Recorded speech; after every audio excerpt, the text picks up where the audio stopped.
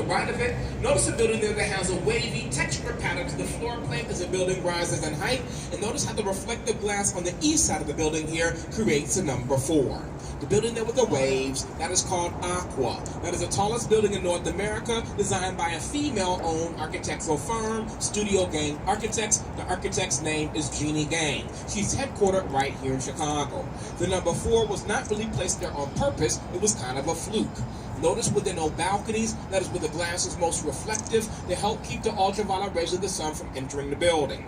Where you have a balcony that is going to cast shade across the pane below it, that pane need not be reflective.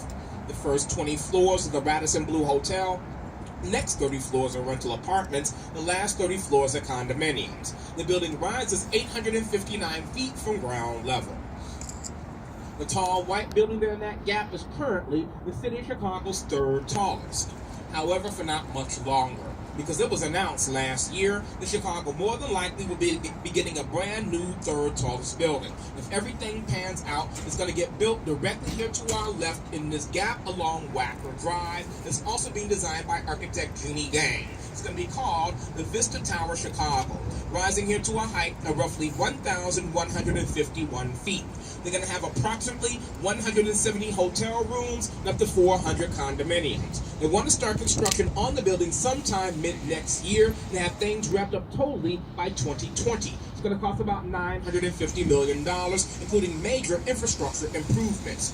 One bedrooms are going to be starting out at around $900,000, all the way up to $17 million for a penthouse. So start saving up your scratch right about now. Pretty hard to believe that not more than 15 years ago, here to our left, this was a 9-hole, 26-acre par 3 public golf course. Now it's a brand new neighborhood called Lakeshore East. The most recent high-rise to be built in Lakeshore East is the Crystalline building directly to our left with all the horizontals called the Coast. But in the background behind the Coast to our left, you're going to have the building in the background with the blue tinted glass. You're going to have the gaps a bit more than halfway up on either side connected with a row of columns. That is the current home of Blue Cross and Blue Shield of Illinois. Now, if you had taken this tour 7 years ago, well, you see the columns and gap. That is how tall that building was. 33 floors. But it was designed so if they wanted to expand, you could take off the roof and add 24 more. That's exactly what they did. So it's basically a giant Lego. I like gaps and spaces. Like here to our left with the colors, shapes, and textures of these 3 slammed together. We have the triangular shaped Swiss Hotel from 1988 by Harry Weiss. In the background, the horizontal wavy lines of Aqua from 2009. On the corner of the vertical lines of this office building, 1979. That's one thing I want you all to do today is use your eye. Even if you stop listening to me, use your eye. Studying shade, shadow, color, texture, depth, and perspective.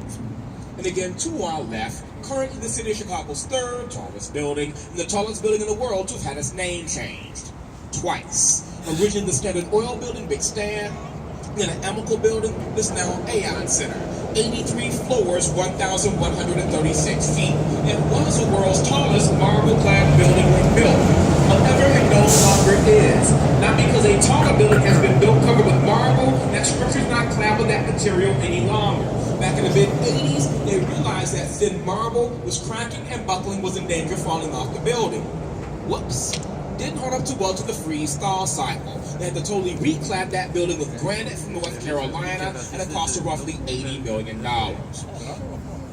1/2 mile directly to our right, which is due north. Tall black building with the X's and diamonds going up and down the side. The white band of windows around the top of the dual antenna. That is currently the city of Chicago's 4th tallest building, the John Hancock Center from 1969. Designed by Skidmore, Owings, and Merrill.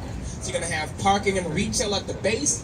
From there to about 43 are offices, 44 to 92 are condominiums. 94 is the observation deck. 95 and 6, you're going to have the signature room, restaurant, and the lounge. So you can pretty much work, live, sleep, and play all in the same building, all would ever have to go outside if you didn't want to. Again, it's 100 stories, 1,128 feet. Skidmore also designed the mid-century modernist box to our right, 401 North Michigan Avenue from 1965. But more important than this building is the one directly behind it to our right with the American flag on top. The beautiful neo-Gothic Tribune Tower here from 1925. Now, back in 1922, the paper sponsored an international architectural competition. Grand prize, $100,000 to any architect that could design the world's most beautiful office building. There were over 250 entries, and this design won. Submitted by two New York architects, John Meades Howe and Raymond Hood. Raymond Hood went on to help design Rockefeller Center in New York. You walk around the base of Tribune, you'll see there's stones embedded within the base from very famous places and spaces from around the world, like the Great Wall of China, Taj Mahal, Pyramids of Egypt, Cathedral Notre Dame, the Berlin Wall. If you ever get a chance, walk into the lobby of that building.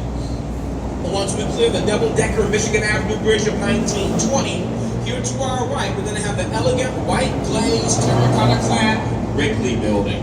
The second along the river here is from 1921.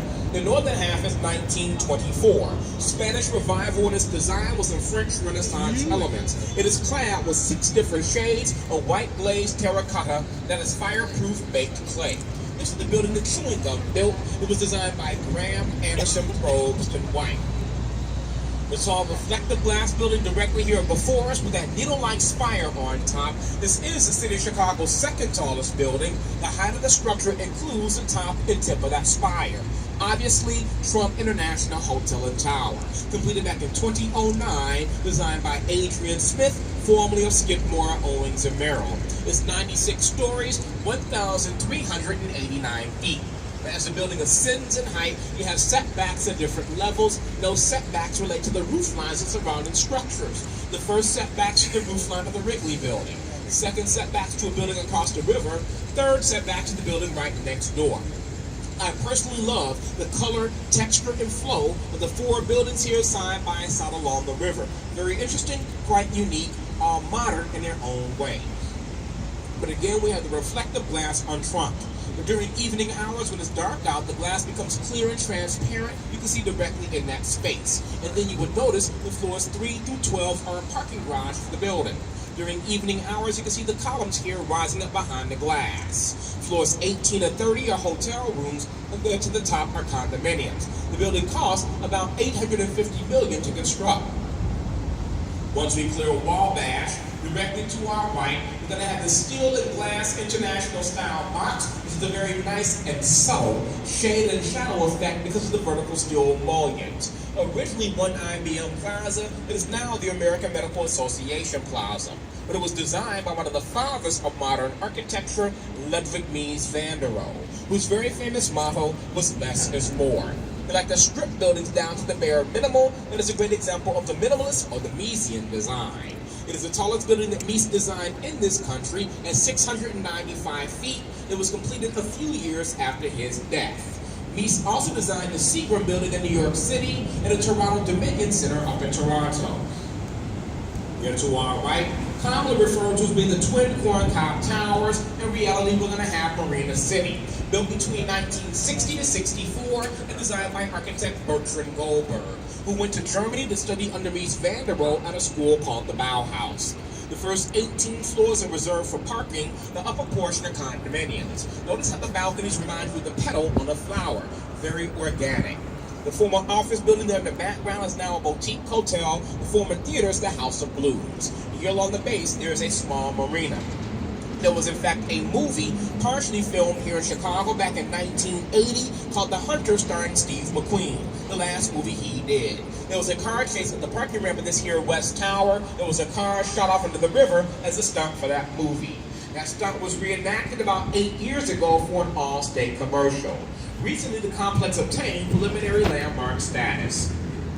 Again, I like gaps and spaces. Notice how the space to our right is being framed by the textures of the 3 different buildings. You're going to have the dark tinted bay windows of the Western Chicago River North, 1987. In the background, you have the flat reflective glass of the modern 353 North Clark by Lohan Anderson Architects of 2009. And here to our right, you're going to have the vertical stainless steel mold